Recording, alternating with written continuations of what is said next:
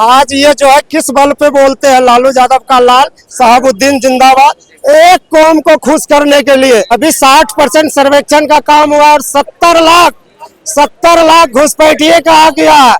आप बता दो ना, कटिहार हो गया, पूर्णिया हो गया, अररिया हो गया, किशनगंज हो गया, 100 पब्लिक है तो 126 आधार कार्ड बंद कैसे गया। और कम पहले पेज में सरकार आती है तो वो पहले बेसिक मुद्दों पे काम करती है, दूसरे पेज में आती है तो इंफ्रास्ट्रक्चर पे काम करती है कि रोड गांव तक पहुंचाएगी नहीं, किसान अपनी सही से फसल लेके मंडी पहुंच रहा है।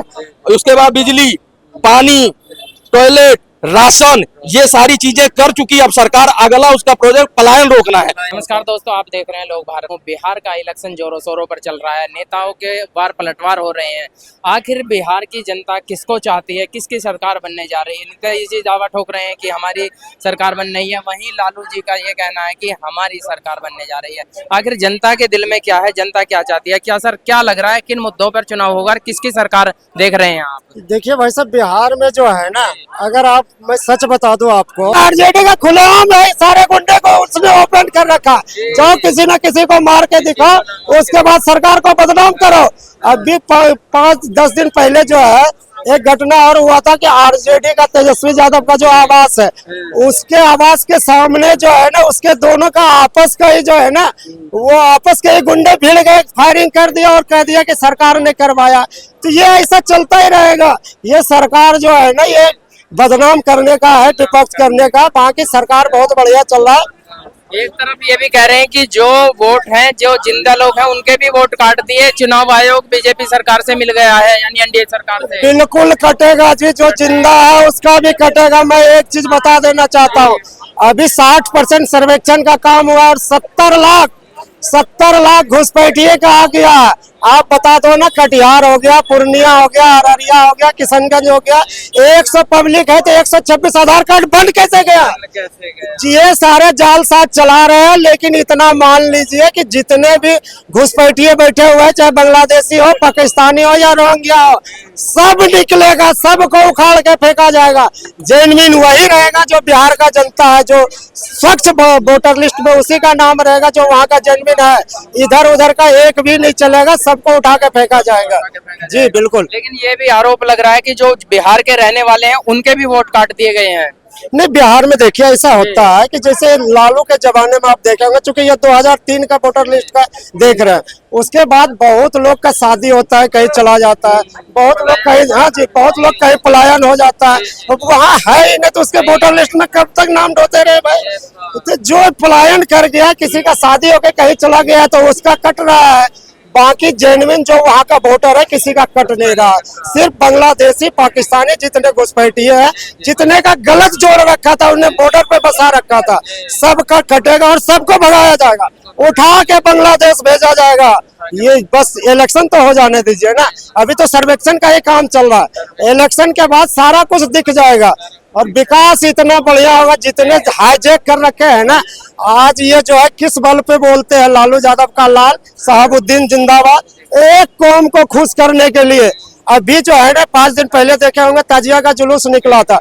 अजय यादव 3 भाई को जो है ना, तजिया के जुलूस में तलवार से काट दिया।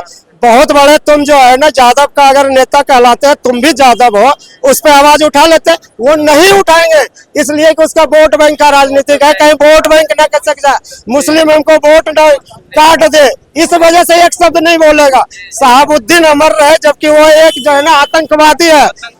मुंगेर में जो है 1992-93 में जम्मू कश्मीर से सेब के ट्रक में जो है ना, ये एक पेटी AK-47 उस टाइम आता है और सारा शहाबुद्दीन और अजय राय के घर जाता है।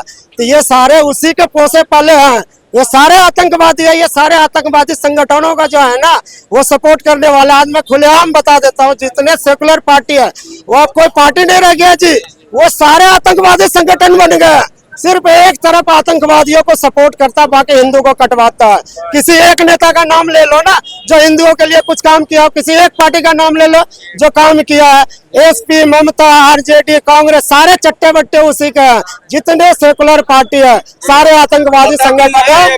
ऐसा हिंदू अगर बिखरा नहीं होता ना, उनको पता है कि एक कम्युनिटी तो भर के वोट दे देगी एक साथ खड़े होके एक प्लेटफॉर्म पे, लेकिन हिंदू को तो हम तोड़ लेंगे। हम बता देंगे, भाई साहब यादव जी हो, कहाँ जा रहे हो यादव जी, हम तो यादव जी हैं, हमें दे दो वोट। यादव जी कहेंगे अरे भैया दामाद देख रहे हैं, हम तो बेटी के लिए कुंडली मिल गई, दे दो वोट। तो इस तरह से हो रहा है, हिंदुओं का गलत फायदा ये उठा रहे। अरे भैया जब तुम बिखेर रहे हो, तुम उनको ये कह रहे हो तुम जातिवाद में बैठ जाओ, तुम ये ब्राह्मण हो शूद्र हो, उसको उसके साथ उसको साथ लड़ा के ये जीत जाते हैं, इसलिए आपके साथ नहीं है। उन्हें पता है इनमें एकता नहीं है, और दूसरी पार्टी जो खड़ी है वो भर के वोट देगी, इसलिए उनके पक्ष में ये लोग हमेशा काम करते हैं, मजबूर है। और इनको अपनी दुकान चलानी है, आपसे क्या मतलब, और उनसे भी नहीं मतलब है। जब तक वो बिठा रहे हैं, उनके पास भी कल को ऑप्शन मिल जाता है ना, तो इनको उठा के फेंक देंगे बाहर। लेकिन ये जानते हैं कि जब तक हमारा परिवार तो संपन्न हो जाएगा, विदेशों में हमारी प्रॉपर्टी खड़ी हो जाएगी, हमारे बच्चे सेटल हो जाएंगे, मरेगा तो ये हिंदू। ये सब जब ये इकोसिस्टम इस तहत काम कर रहा है राष्ट्र हित को छोड़ के, तो यही दशा होनी है। इसलिए भाई साहब वोट दो तो आप ये देखो कि कौन सा नेता पढ़ा लिखा है और क्या देश को आगे ले जा सकता है, या प्रदेश की प्रगति कर सकता है, प्रदेश को आगे बढ़ा सकता है, दूरदर्शी है, विजनरी है। उस तरह की अगर जनता जिस दिन देखने लगी ना, ये नेता भी सुधर के आ जाएंगे उसी प्लेटफॉर्म पे। ये भी गंगा में नहाते मिलेंगे, ये भी शंकर भगवान के दर्शन करते मिलेंगे, ये हर जगह मिलेंगे और पहले से खड़े होंगे।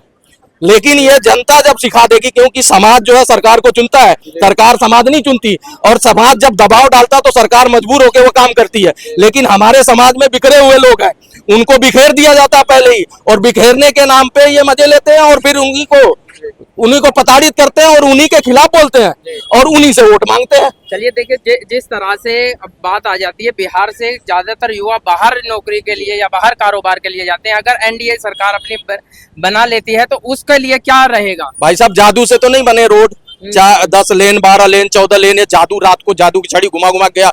लेबर ही बना रही थी ना, एम्स बना तो लेबर ही ने बनाया ना।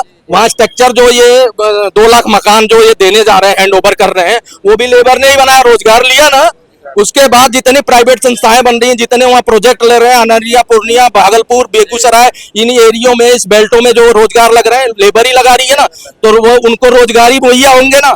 आप बताओ, नेपाल के लिए जो सड़क बनी है 10 लेन की डायरेक्ट, वो भी लेबर नहीं बनाया है, जादू की छड़ी से नहीं बना है।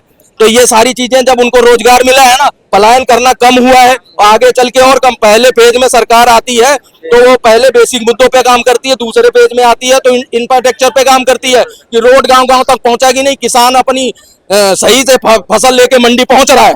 उसके बाद बिजली, पानी, टॉयलेट, राशन, ये सारी चीजें कर चुकी है अब सरकार। अगला उसका प्रोजेक्ट पलायन रोकना है।